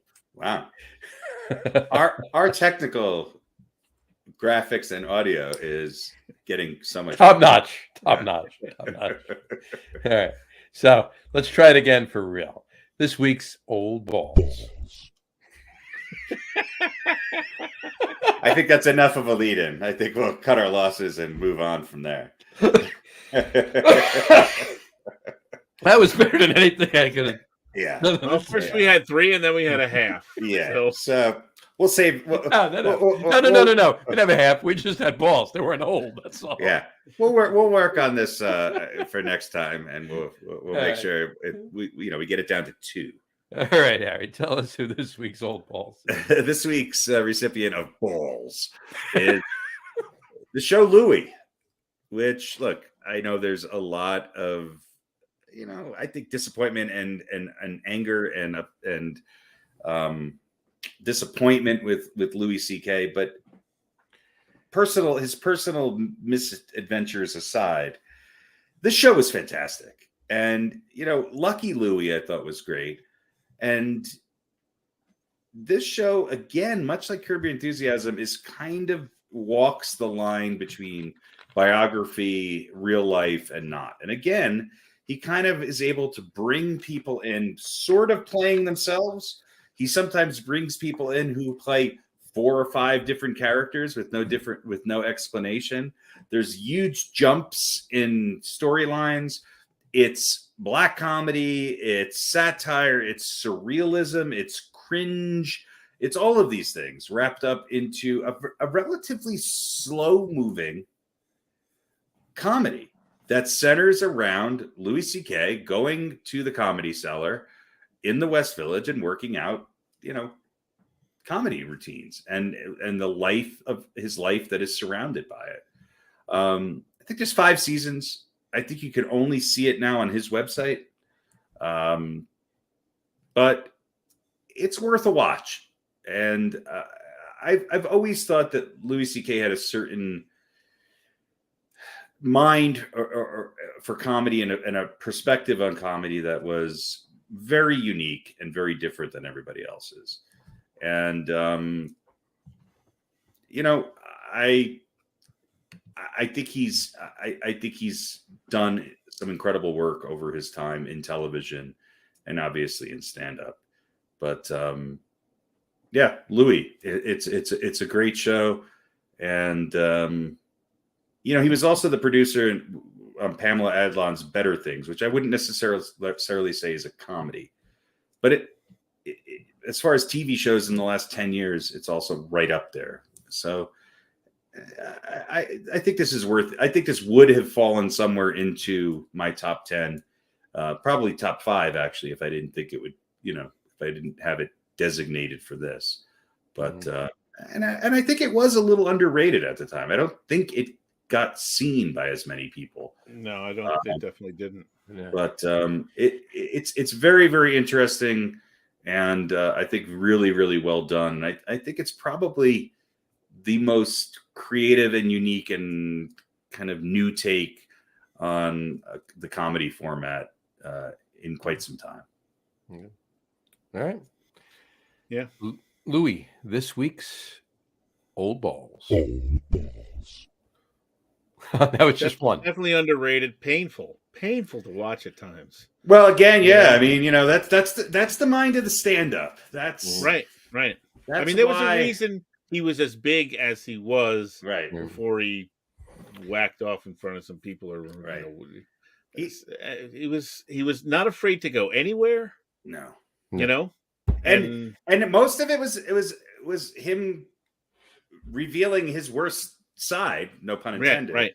On camera. I mean, he is very self-critical. I don't even want to say self-deprecating, because I think the show was really about his struggles and really his faults, and his inability to really win any of the relationships in his life, whether it was his kids or his girlfriend or his ex-wife or his doctor.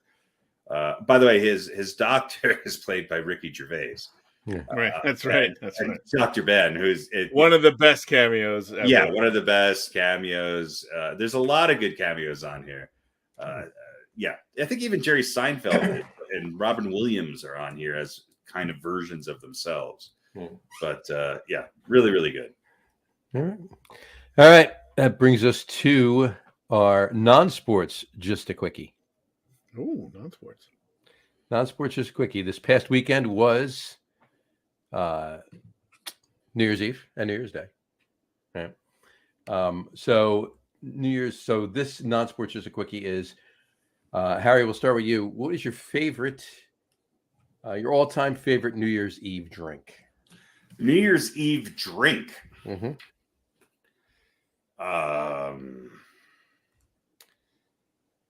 Anything alcoholic? Anything alcoholic. I would say. What did you gravitate towards? Back in the day, probably vodka and soda. Okay. Beer, I don't know. Definitely not champagne. No, I got you. Well, that's why I ask. Isn't it? Some people will say, "Oh, champagne. You're going to drink champagne all night." So vodka and soda. I don't know. I mean, if you were to ask me today what I would have, it's really the only cocktail that I drink regularly, and that's a Negroni. But So I mean, if it's now, now go now then. What's some Negroni? Yeah. Negroni. What's in a Negroni? Gin and Campari bitters. All right. Pete, same. Got to be the old fashioned. You stole mine. No, I'm kidding. It's not the old fashioned. Isn't it? Really? No. Too much work. Yeah, but it's worth it. If you have to muddle, then forget it. I'm out. Hey, you don't muddle enough. You don't muddle it. Just 1, 2, 3, done. We muddle for an hour and a half every week. That's true. Yeah, that's true. All right. So what is yours? I'm gonna say, because you're right about champagne. You can't drink champagne continuously. It's just it's no good. Yeah. But the toast of champagne, if you haven't had any before, Right. that exactly. one little that sip of champagne in a champagne flute is really good. It's wonderful and delicious. And there are some good champagnes, by the way. Some There great are, champagnes. well, that's the thing, right? Who drinks really? I've certainly never Yeah. drank really good champagne Yeah. on New Year's Eve. Maybe something halfway decent. How would I know? But that one, that toast is wonderful and delicious. And then after that, I don't want any more. Yeah. And then I'll probably just drink, I don't know, Right. Whatever. I mean, something with gin. Something with gin. Yeah. I'd rather toast with Prosecco or something like that. But yeah, there are some really good champagnes. Yeah. But, and the fact that it is so different, I've never ever drink champagne any other time of the year. No, I don't either. Which we should. Which we should. Mine is definitely an old fashioned. For years I've been that's my New Year's Eve drink is an old fashioned. And sometimes it's not even where I need to even muddle, because I'll make my black walnut bitters maple old fashioned. So I'll use black walnut maple bitters old fashioned. So maple syrup instead of simple syrup. Mm-hmm. Black walnut bitters instead of regular Angostura bitters. Bourbon and a Luxardo cherry. No orange. Just throw the cherry in there. So no muddling needs to be done. Just throw the cherry in there. So a little less sweet, a little less acidic. A little less acidic, yeah. So and a little less sweet. The maple syrup is not quite as sweet as the simple syrup. No. It's more subdued. And it's got the maple flavor to it too. It's such a good drink. But what's your whiskey of choice?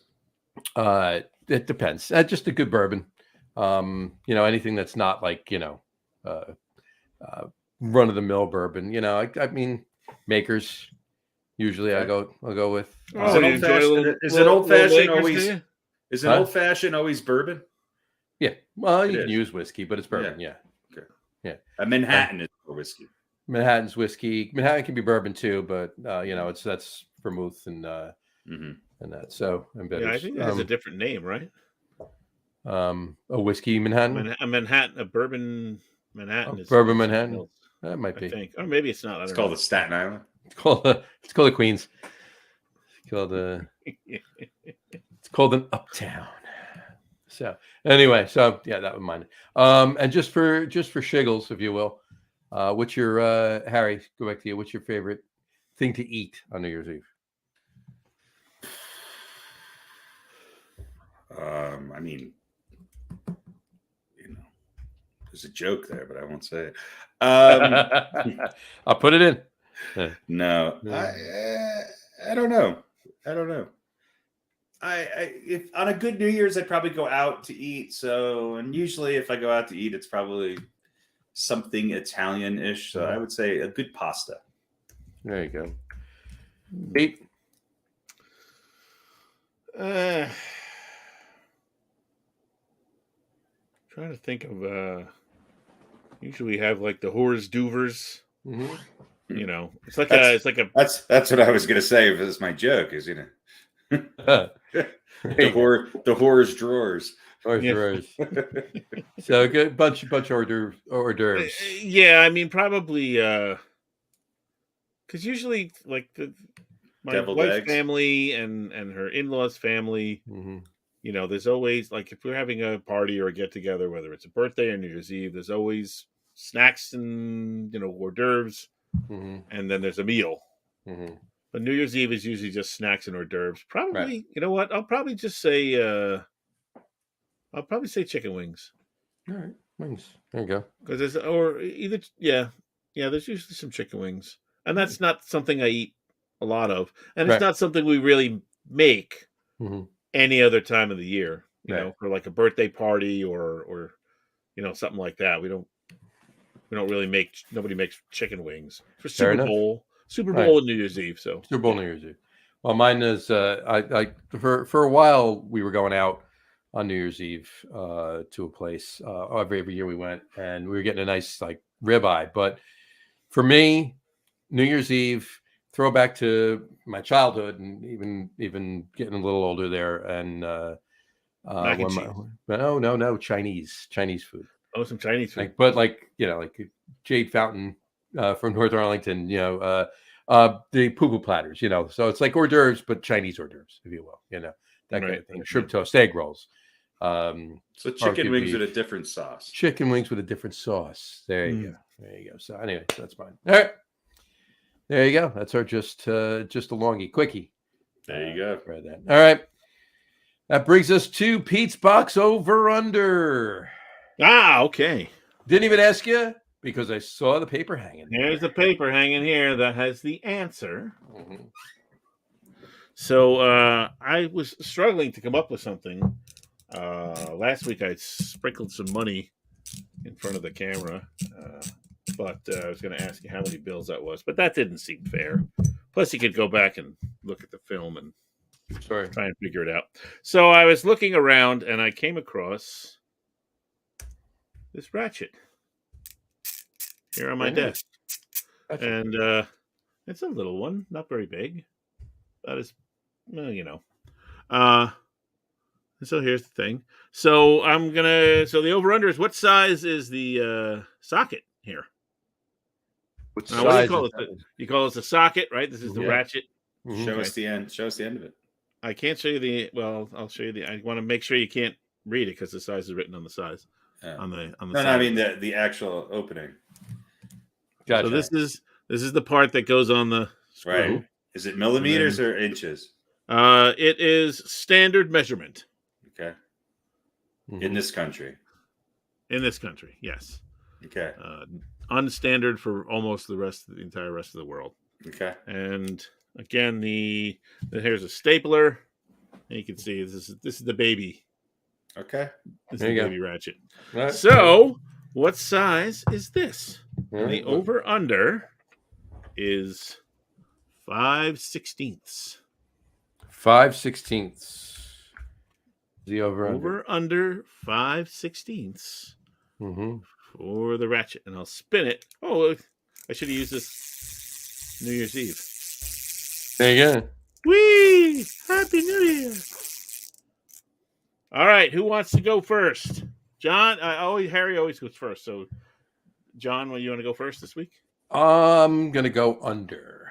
Going under 5/16 for the ratchet. Harry, do you believe it's under, or do you want to go over just in case? I'm going to go over. And win? I think it's going to go over. I think it's 3/8. 3/8, which would be 6. Which would be a 1/16 bigger than 5/16. Would be 6. All right. 16ths. That's why I said over. Got it. Well, let me pull down the note here, and I will reveal that the actual size. And I did this. I saw it. And I'm like, that's a quarter. So that's why I said it is a quarter. There you go. John won. Yeah. There we go. Mm-hmm. Gotta get this in the light. Quarter inch. Quarter. So I was off by 1/8 of an inch. You were off by 1/8 of an inch. I can put this up. Yeah, you'll never be able to see it. Anyway, it says a quarter. So there we go. Well done. I try. You get nothing. Oh, hey, did I show you my little egg thing? Oh, I showed you this. Yeah. Oh, yes. I gave these out at Christmas. Big yes. hit. Big hit. They were good, huh? Yeah. Everybody who subscribes to your OnlyFans got one, exactly. Yes. I also have some ancho chili beef jerky. A lot of beef jerky exchanged for Christmas here in the Minetti household. It's like a Turkish prison. There you go. Yeah. Well, this is currency. So beef jerky. All right. The Minetti euro. The Minetti euro. Jerky. Yeah, I don't try and bribe my sons with, you can use the car or I'll pay you money or whatever. I go, you can have this thing of beef jerky if you go do this for me. And they're like, okay. Done. All right. Well, on that note, there you go. I think we're good. Get them as a sponsor. We should get actually, we should work on that. Righteous Felon Craft Jerky. Righteous Felon Craft Jerky. Is it made in prison? There's a joke there. Yeah, well, there's an obviously stereotypical Mexican bull with a sombrero and the pistolero. Is it bull jerky? I don't think so.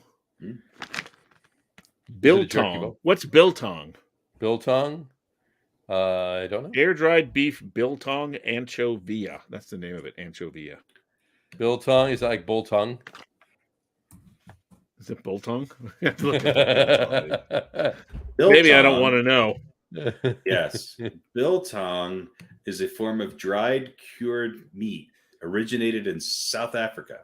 There you go. Various types of meat are used to produce it, ranging from beef to game meat, such as ostrich and kudu. The cut may also vary, either fillets or meat cut into strips following the grain of the muscle, or flat pieces sliced across the grain. It is related to beef jerky in that they are both spiced, dried meats. However, the typical ingredients, taste, and production processes may differ. The word bilbong is from the Dutch by buttock and long strip. So it's butt strip. There you go. All right, here we go. Jerky is sliced meat that's marinated in various spices and then cooked with heat. It's dry and chewy in the best ways possible.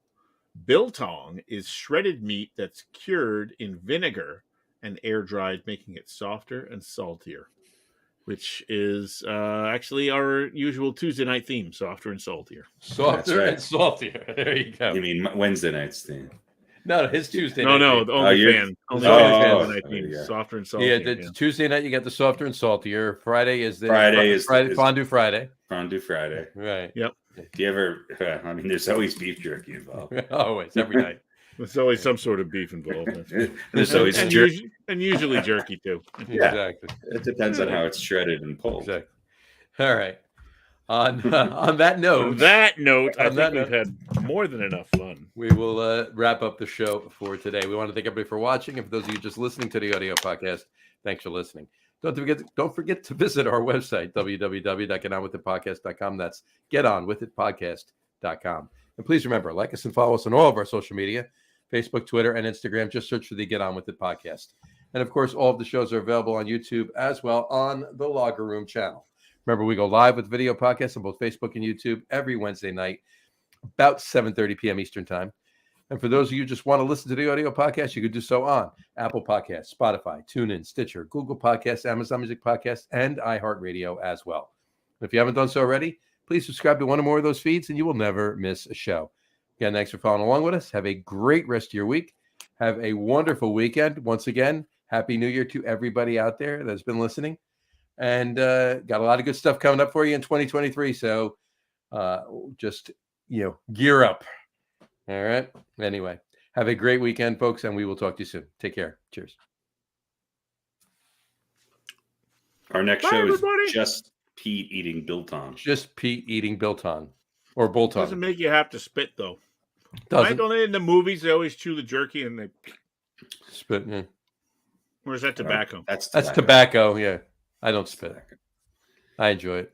I think you'll get more fans if you swallow. There you go. What are you giving away my secrets for? Good night, folks. You've ruined the suspense. Just trying to help you out, buddy. See you later, folks. Cheers.